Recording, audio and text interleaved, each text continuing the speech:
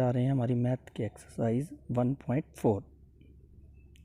तो exercise start करने से पहले हम कुछ पॉइंट्स को डिस्कस करेंगे।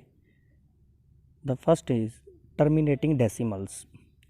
Terminating decimals are those number which come to an end after few repetition after decimal point. Means एक ऐसे डेसिमल वाले डिजिट जो कुछ डेसिमल के बाद ख़त्म हो जाते हैं, मतलब एंड हो जाते हैं, उनको हम क्या बोलते हैं? Terminating decimals. Non terminating decimals are those which keep on continue after decimal point. Means वो रिपीट होते रहते हैं, ख़त्म नहीं होते। फॉर एग्ज़ाम्पल जैसे पाई की वैल्यू है 3.141592 एंड कंटिन्यूसली ये आगे चलती रहती है, तो इसको हम क्या कह सकते हैं? Non terminating decimals. तो इसी के ऊपर बेस्ड हमारी आज की एक्सरसाइज है 1.4। इससे रिलेटेड हम कुछ पहले बात डिस्कस करेंगे। किसी डिजिट को जो p/q की फॉर्म में है, हमने कैसे चेक करना है कि वो टर्मिनेटिंग है या नॉन टर्मिनेटिंग।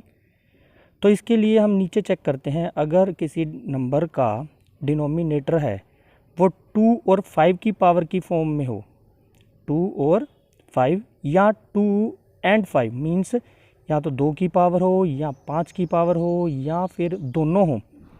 अगर इस फॉर्म में वो नीचे डिनोट होता है, सिर्फ 2 और 5 ही उसके फैक्टर्स हैं नीचे डिनोमिनेटर के, तो वो हमेशा क्या होता है? Terminating decimals. For example 5/8।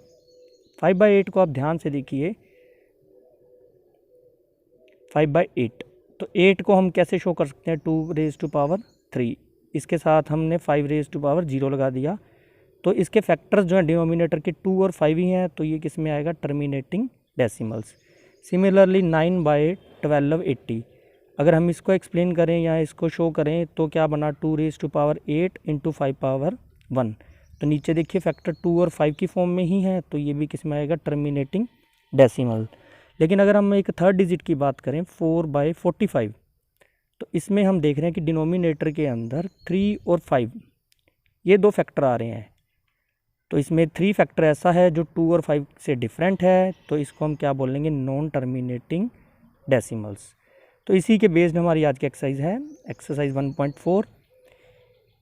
Without actually performing the long division state whether the following rational number will be terminating decimals expansion और non terminating repeating decimal expansions. तो ये कुछ स्टेटमेंट्स हैं, इसमें से हम कुछ सोल्व करेंगे, बाकी आप खुद सोल्व करेंगे। तो हम सोल्व करने जा रहे हैं इसका फर्स्ट पार्ट। 13/3125। 13 जो है न्यूमिनेटर और 3215 जो है वो डिनोमिनेटर। तो पहले हम डिनोमिनेटर के प्राइम फैक्टर्स करेंगे। 3125 के हमने फैक्टर्स कर दिए हैं, देखिए ध्यान से। तो ये क्या बने? 5 × 5 × 5 × 5 × 5 मीन्स 5⁻5। तो हमने ऑब्जर्व किया कि नीचे जो फैक्टर है वो 2 और 5, इसके अलावा कोई फैक्टर इसमें मौजूद नहीं है, तो ये क्या है? टर्मिनेटिंग। अगर इसके अलावा कोई नीचे फैक्टर हो तो वो क्या होगा? Non terminating decimals. अब हम बात करते हैं इसके सेकंड सम की, कि फर्स्ट क्वेश्चन के अंदर जो भी टर्मिनेटिंग डेसिमल्स हैं, एक्सपेंशंस हैं, उसको हमने आगे सोल्व करना है।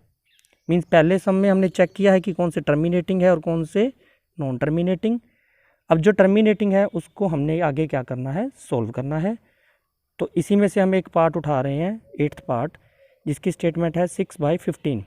पहले हमने इसको स्मॉलेस्ट फैक्टर में कन्वर्ट किया, मीन्स इसको काट दिया 2/5।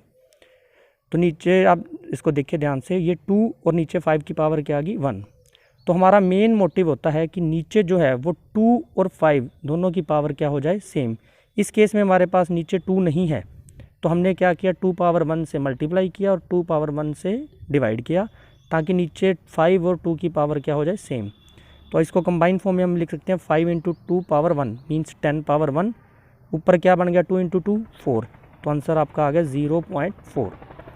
इसी तरह से हम आगे देखते हैं 23/2⁻³ और 5⁻2। तो यहाँ पे हम देख रहे हैं कि फैक्टर तो 2 और 5 है, मीन्स ये टर्मिनेटिंग है, लेकिन 5 की जो पावर है वो 2 की पावर से डिफर है, तो हमने पावर्स को सिमिलर करना है। तो हमने क्या किया? 5⁻1 से मल्टीप्लाई किया और 5⁻1 से डिवाइड किया। तो हमने ऑब्जर्व किया कि नीचे जो है 2⁻3 × 5⁻3 मीन्स 10⁻3 हो गया, और ऊपर 23 को 5 से मल्टीप्लाई किया तो हमारा क्या बना 115। तो हमारा आंसर आ गया 115/1000 मीन्स 0.115। इसी तरह आगे हमारा जो थर्ड सम है, the following real numbers have decimal expansions given below, in each case decide whether they are rational और not. If they are rational in the form of p/q, what can you say about the prime factorisation of q। तो पहले हमने ये check करना है कि कौन से इसमें p/q की फॉर्म में लिखे जा सकते हैं। तो जो टर्मिनेटिंग्स है उसी को हम p/q की फॉर्म में लिख रहे हैं। तो फर्स्ट डिजिट आप चेक करोगे 43.1 2 3 4 5 6 7 8 और 9। तो ये क्या है, टर्मिनेटिंग है, तो इसको हम p/q की फॉर्म में लिख सकते हैं। तो ये एक क्या है, आपका रैशनल नंबर है। और अगर हम बात करें कि q क्या बनेगा, तो हमने ऑब्जर्व किया कि डेसिमल के बाद इसमें 9 डिजिट है, मींस इसका जो आपका को नीचे डिनोमिनेटर होगा वो होगा आपका 10⁻⁹। सिमिलरली हमने एक इसका सेकंड पार्ट देखा 0.1201120012000। तो ये जो है आपका आपने ऑब्ज़र्व किया कि ये जो है आपका कंटिन्यूसली रिपीट हुए जा रहा है, मींस ये क्या है आपका नॉन टर्मिनेटिंग है, तो हमने इसको आगे सॉल्व नहीं करना। सिमिलरली हमने नेक्स्ट पार्ट देखा 43.1 2 3 4 5 6 7 8 और 9। ये आपका नॉन टर्मिनेटिंग है, रिपीटिंग, मींस ये टर्म जो है नॉन टर्मिनेटिंग के साथ साथ बार बार रिपीट हो रही है। तो इसमें भी आपने क्यू फैक्टर के बारे में नहीं बताना। तो हमारे इस सम के अंदर सिर्फ एक ही पार्ट है जो टर्मिनेटिंग है, वो है इसका फर्स्ट पार्ट। तो इसका जो डिनोमिनेटर है वो हमारा क्या बन रहा है 10⁻⁹। होप आप सबको समझ आया होगा। Thank you.